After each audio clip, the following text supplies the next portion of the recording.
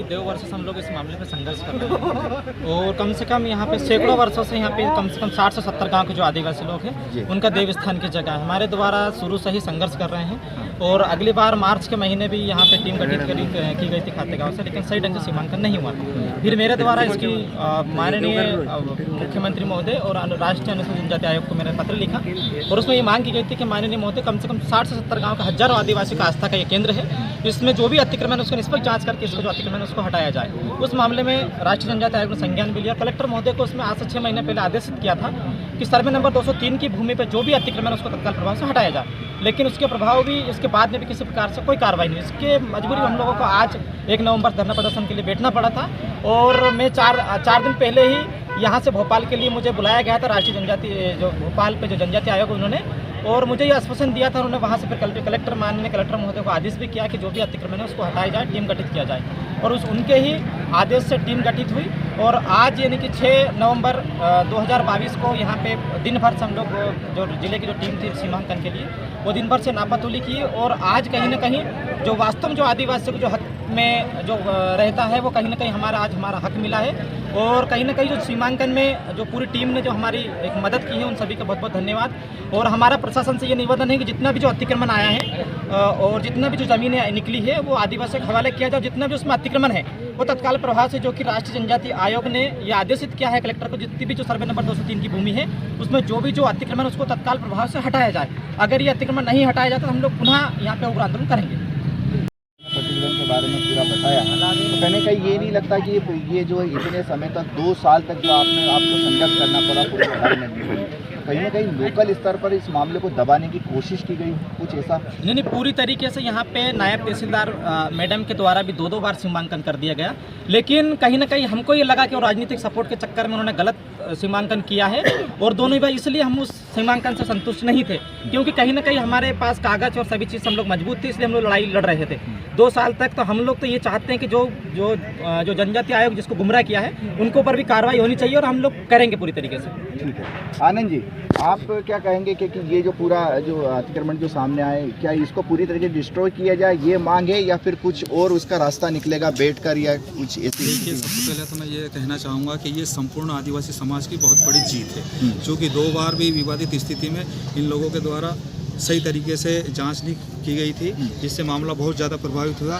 शायद वो कारण कुछ भी रहा होगा, प्रशासनिक या फिर राजनीतिक दबाव रहा होगा अधिकारियों के ऊपर, लेकिन आज की जो जांच हुई पूर्ण तरीके से निष्पक्ष रही।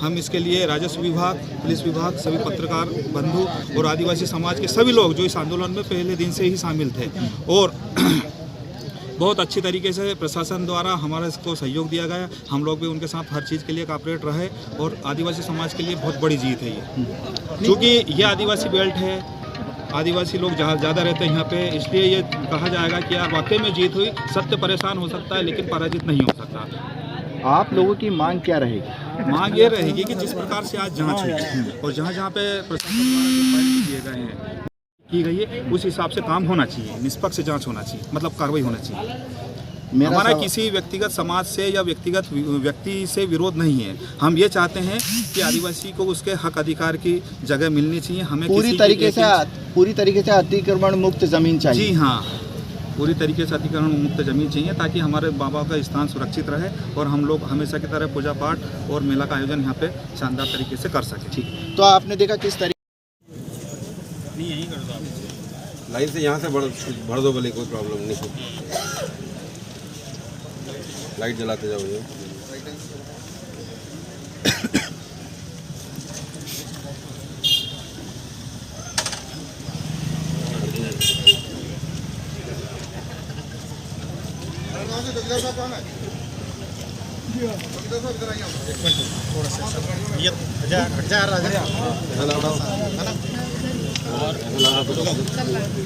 मैडम आप लोग भी करो, ऐसा सब करो।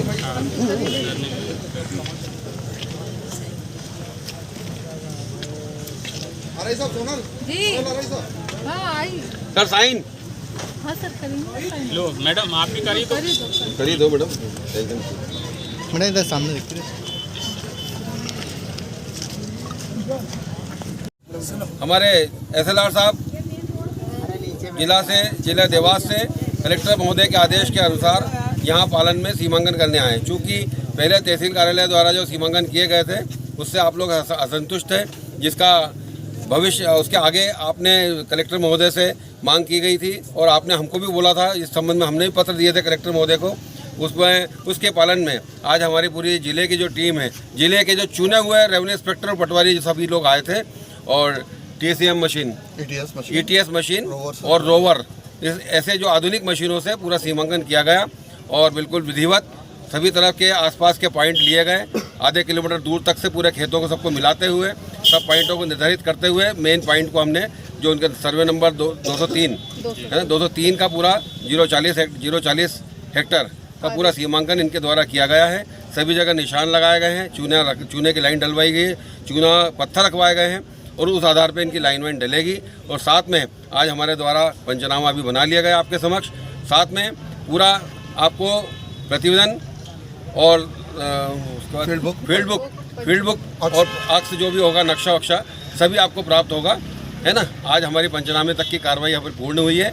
आगे जाकर ये अपनी कंप्यूटर से पूरी रिपोर्ट निकलेगी, पूरा कंप्यूटराइज नक्शा फील्ड बुक पूरी निकलेगी, जिससे कि आप सबको प्रति आप ले सकते हैं। और भविष्य में अब बस मेरा अनुरोध एक तहसीलदार के नाते यह अनुरोध है, आप सभी से कृपा करके आपने जो सहयोग दिन भर में दिया है, ऐसे आगे भी सहयोग बनाए रखें। सभी लोग पूरा शांतिपूर्ण तरीके से आगे भी आप अपने अपने घर जाएंगे।